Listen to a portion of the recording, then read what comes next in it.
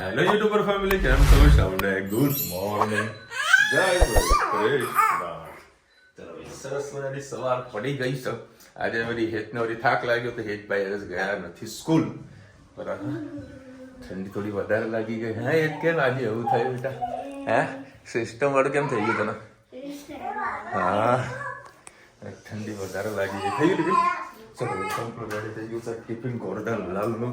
અને મહાકુંભની અંદર લગભગ પહેલા દિવસે 4.5 કરોડ લોકોએ સ્નાન કર્યું છે. કેટલી સરસ પબ્લિક ભેગી થાય એટલે મેનેજમેન્ટ પાવરફુલ કરેલું છે. કારણ કે મીડિયમ આપણે જોઈએ છે તો તારે એવું ભીડ જમાવવાની થઈ છે. હવે આનું મોઢું જુઓ.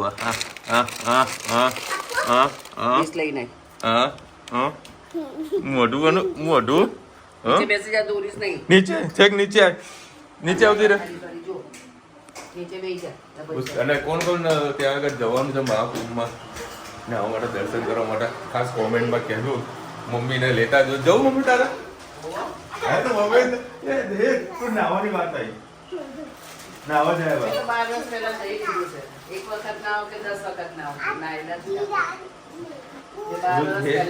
બાને જયારે નાવાની વાત આવો ને તો જાય જવાના બાર નાવા. દિવાળી તમે કોઈ જવાના તમે ત્રિવેણી સંગમ 3 નદીઓનો સંગમ ના દેખાય, કારણ કે કિનારા પર ડૂબકી મારવાની. અમે એક દિવસ ગયા હતા તો વચ્ચે ત્રિવેણી સંગમ નહીં ના. અને ઘણા બધા મંદિરો છે લોકો બંધ પણ કરે છે. કિલોમીટર ચાલવાનું છે, અત્યારે ના જવાય. એના પાછું ઠંડી ઠંડી અને પોટલા બિસ્તરા લઈને એટલું 12 કિલોમીટર ચાલવાનું. સરસ. કૃષ્ણ સૌને મારા સવારના રસોડામાં આપનું સ્વાગત છે. આજે મગની દાળ અને પાલકની સબ્જી બનાવી છે. દાળને બોઇલ આપણે કરી દીધી છે અને અંદર અડધું બટર અને અડધું તેલ નાખ્યું છે અને જીરું નાખ્યું છે. બંને તતરી જાય એટલે આના અંદર સૂકી ડુંગળી, લીલું લસણ, લીલા મરચાં અને ટામેટાં અને પાલકથી આપણે એને વઘારીશું.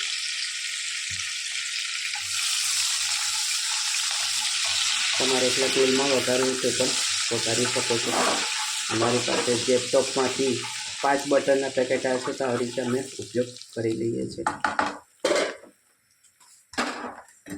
હવે લીલું લસણ, સૂકી ડુંગળી અને લીલા મરચાં આપણે નાખીએ.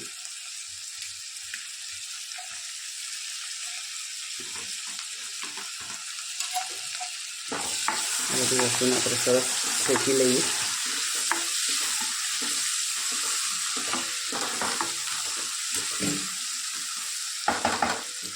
શેકાય છે ત્યાં સુધી જો આપણે આ રીતે કેપ્સિકમને બનાવી દીધા. ગાંઠિયાને આપણે આમાં બેસન નહીં નાખ્યું, ગાંઠિયાનો ભૂકો કરીને અંદર નાખેલો છે. સૂકું મરચું, હળદર, મીઠું અને લીંબુનો રસ અને ખાંડ નાખીને આ રીતે આપણે કેપ્સિકમ વઘારીને રોટલી સાથે પણ ખવાય અને સાઈડમાં આપણે જે મોડે દઈને ખાતા હોય એ રીતે પણ ખવાય. ડુંગળી થોડી ટ્રાન્સપરન્ટ થાય એટલે અંદર આપણે નાખી દઈએ ટામેટાં. તમારે લીલી ડુંગળી નાખવી હોય તો તમે નાખી શકો. આજે મેં સૂકી ડુંગળી નાખી છે. લીલી ડુંગળી પણ પડી હતી, યાદ ના આવી. ચાલો એમાં સાથે આપણે ટામેટાં પણ નાખી દઈએ. ટામેટાં અને ડુંગળી થોડી ચડી જાય એટલે આપણે અંદર નાખીશું પાલક.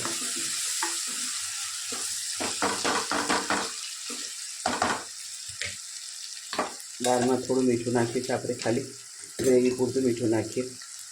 સાથે સાથે મસાલા પણ કરી દઈએ. હિંગ,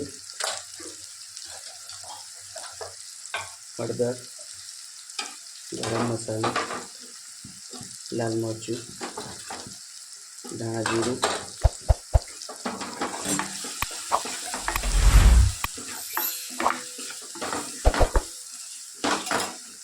ટામેટાં થોડા સોફ્ટ થાય ત્યાં સુધી એને શેકાવા દઈએ. પાણી નાખીએ.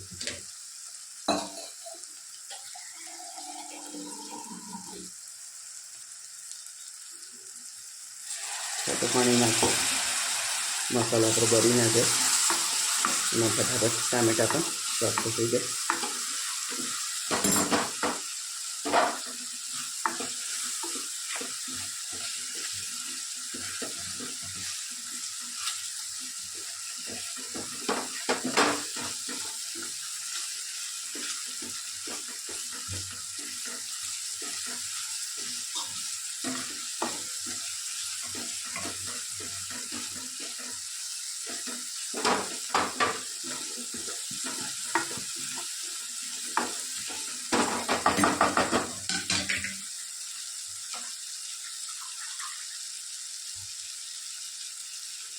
પાલક અને ધાણા આપણે નાખી દઈએ.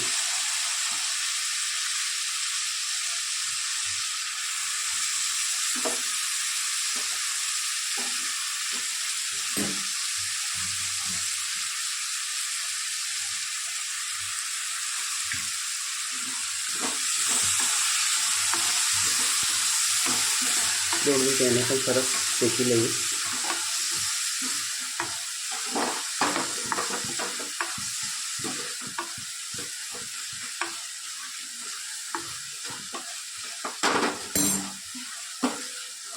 આ રીતે મસાલો કરવાથી દાળનો ટેસ્ટ ખૂબ જ સરસ લાગે છે.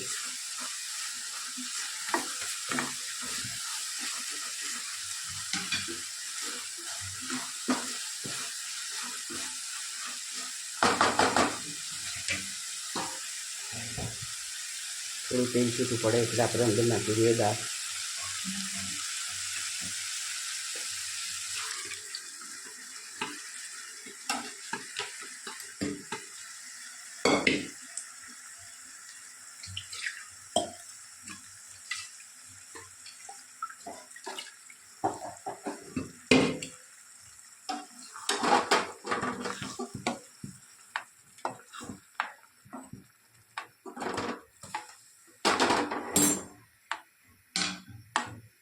અને અંદર બાજરીના રોટલી પરોઠા સાથે ખાવાની ખૂબ મજા આવે છે.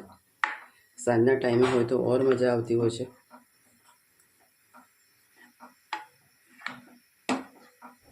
તમારે જેટલી જાડી પાતળી કરવી હોય એટલી તમે રાખી શકો છો.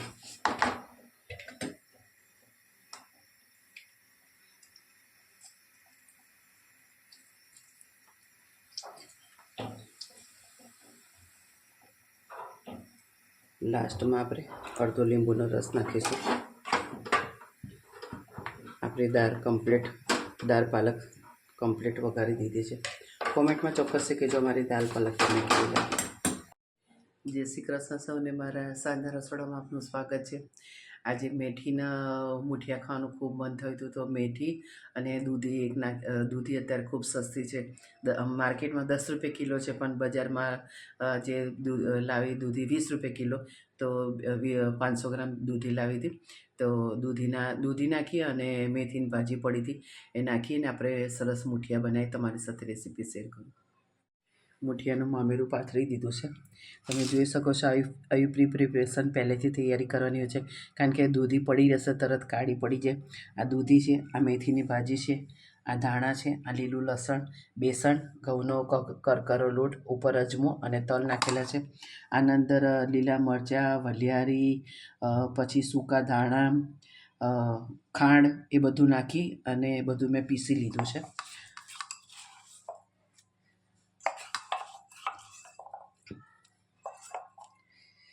અને અડધો લીંબુનો રસ છે. લીંબુના જે ફાળિયા નીકળ્યાથી અંદર કુકરની અંદર મૂકી દીધા એટલે આપણું કુકર અંદરથી કાઢવું ના પડે. હવે સાથે સાથે આપણે મસાલો કરી દઈએ. 2-3 લીલા મરચાં નાખ્યા છે, 1 ચમચી લાલ મરચું, ધાણા જીરું, ગરમ મસાલો, હળદર, હિંગ, સ્વાદ અનુસાર મીઠું,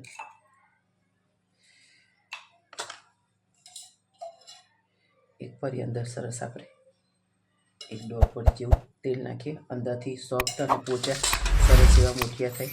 આપણે બધું મિક્સ સરસ કરી લઈએ. જરૂર પડશે તો છાંટો પાણી નાખી અને એનો આપણે સરસ મૂઠિયા વાળી લઈશું. જરૂર તો નહીં પડશે તો આપણે એનામાં પાણી નાખીને સરસ મૂઠિયા વાળીને એનામાં મૂકી દઈએ. એકદમ પરફેક્ટ મસાલો બન્યો છે અને મને પાણી નાખવાની બિલકુલ પણ જરૂર નહીં પડી. સરસ આપણો લોટ બંધાઈ ગયો છે. તો હવે આપણે નાના નાના મૂઠિયા વાળીને મૂકી દઈએ. આપણે મૂઠિયા વાળી દીધા છે. હવે બસ એને અડધો કલાક માટે આપણે સિઝવવા મૂકી દઈશું. તો અડધો કલાક પછી આપણે એને જય શ્રી કૃષ્ણ સૌને મારા. હવે આપણે બનાવીશું પનીર ભુજી. આ પનીર પડી છે, લીલી ડુંગળી, ટામેટાં, લીલા મરચાં. આપણે પહેલાં નાખીશું ડુંગળી અને લીલું લસણ.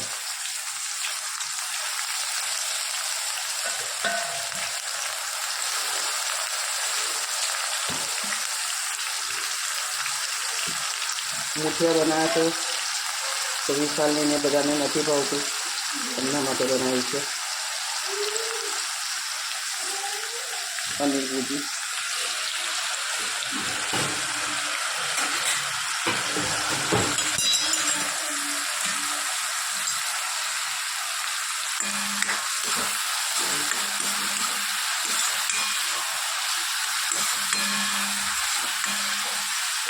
લીલી ડુંગળી થોડીક વાર આપણે સરસ ખાવા દઈએ.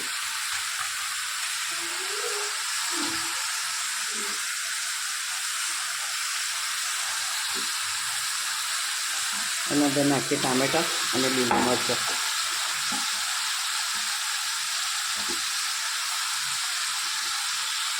સાથે સાથે આપણે મસાલો પણ કરી લઈએ.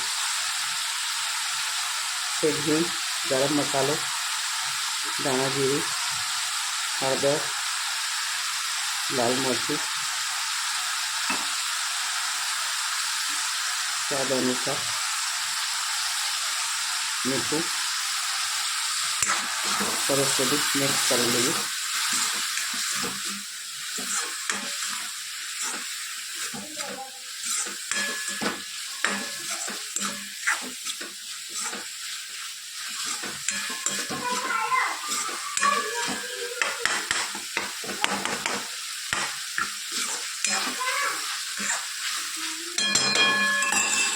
ધીમા તાપેને ચડવા દઈએ.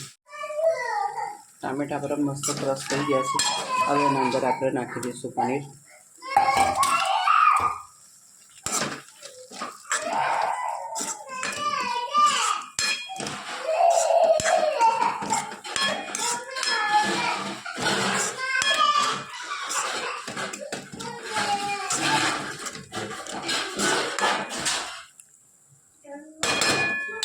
એને થવા દઈશું. આપણી પનીર ભુજી તૈયાર થઈ ગઈ. થોડાક ધાણા નાખી દઈએ.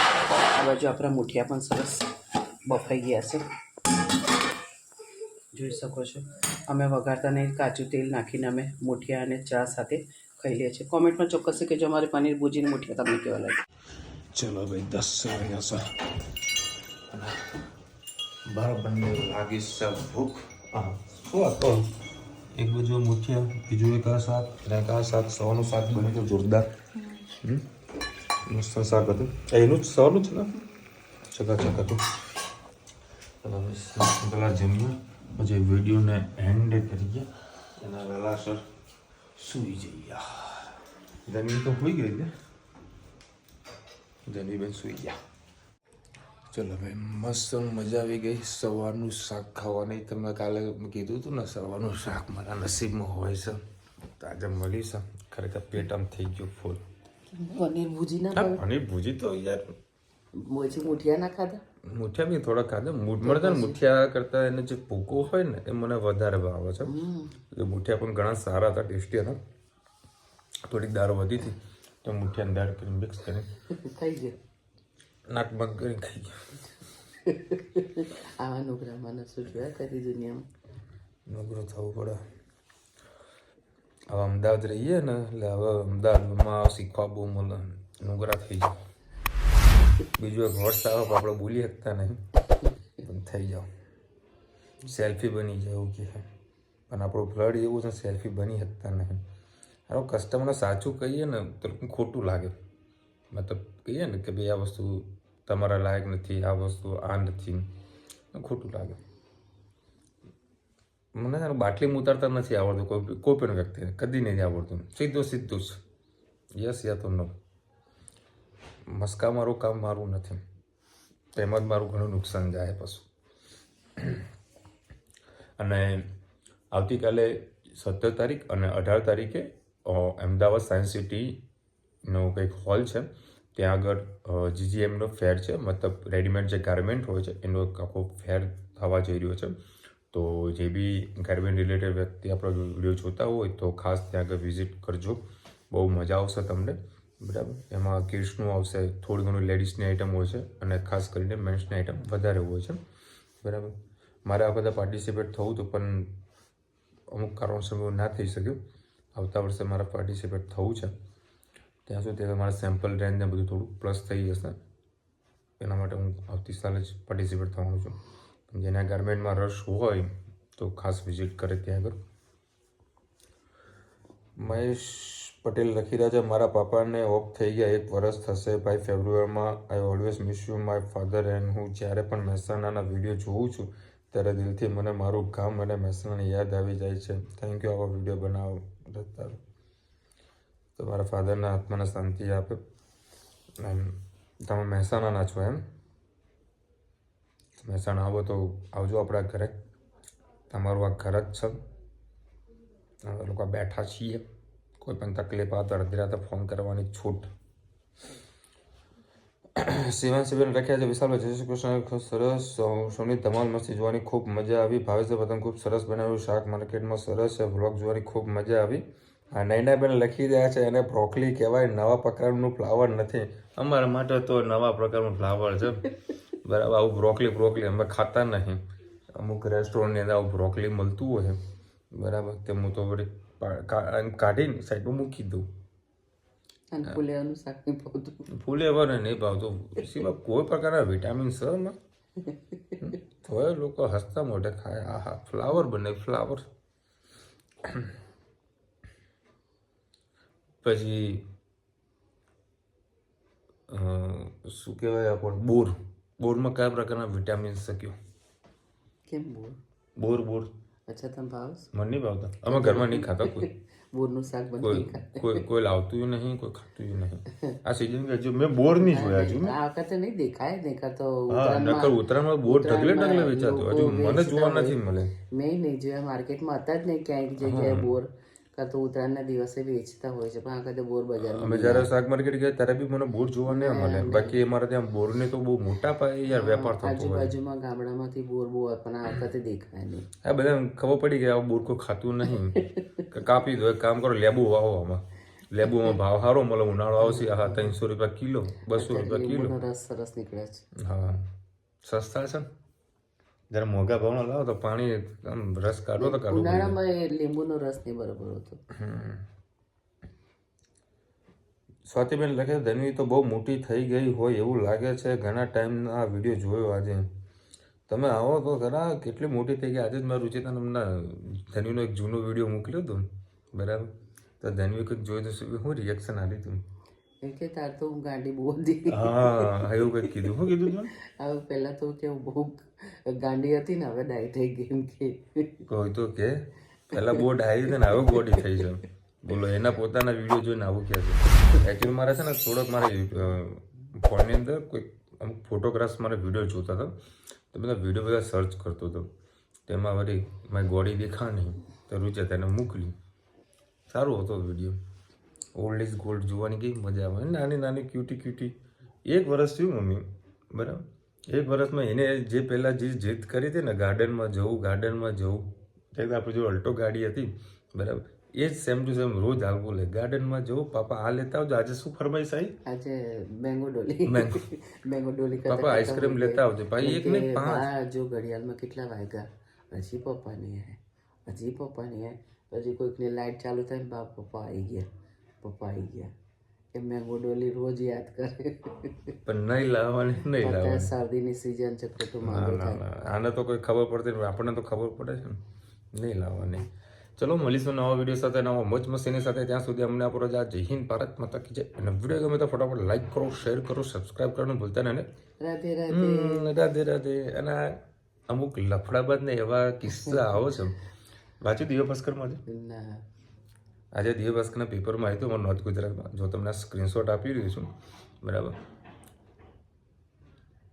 સામે એક ભાઈને હમણાં લગ્ન થયા હતા. બરાબર. નવા લગ્ન થયા હતા. તો સામેવાળી કોઈક ભાભી કોઈક બહુ સુંદર હશે તો ત્યાં લફડું થયું. તે 2 જણાએ એકબીજાના ત્યાં પણ ડિવોર્સ આલ્યા અને પેલીને લઈ લગ્ન કર્યા. બરાબર. 27 દિવસની અંદર ત્યાંથી છૂટાછેડા લીધા. કેટલા લોકોની જિંદગી બગડી. જો એક આ બાજુ જિંદગી બગડી, પેલી બાજુ જિંદગી. 2 જણા ભેગા થયા. પાછું ત્યાં કોઈ સેટિંગ ના થયું. હવે જે પેલી જો રૂપ સુંદરી હતી ને, બરાબર, તેને પાછળ પહેલાં પતિએ લઈ લીધું, એને એક્સેપ્ટ કરી લીધી. આમ પેલો વળી લબડ્યો. એવો લબડ્યો તો દારૂ નશામાં બધામાં જતા રહ્યા. તો પોલીસના જોડે કાઉન્સેલિંગમાં ગયા. ત્યાં બધું કંઈક સમાધાન આ બધું કર્યું ને. પેપરમાં આવું કિસ્સો આવ્યું હતું. લોકો આવા બહુ લફડા કરી રહ્યા છે. અને આ જનરેશન ખરેખર બહુ વધારે પડતી આવા એક્સ્ટ્રા ઓર્ડિનરી આગળ વધી રહી છે.